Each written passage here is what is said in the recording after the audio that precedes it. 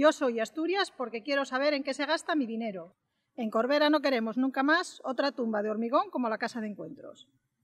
Yo soy Asturias porque queremos recuperar la gestión del agua. En Corbera no queremos empresas corruptas gestionando nuestros recursos. Yo soy Asturias porque quiero un ayuntamiento que apueste por la juventud, con medidas específicas de formación, empleo, ocio y deporte. Somos Asturias porque no quiero que ningún niño de mi colegio se quede sin becas de comedor y sin libros.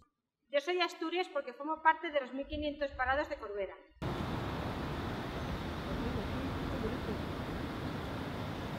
Soy Asturias porque quiero un ayuntamiento de Corbera libre de contaminación ambiental.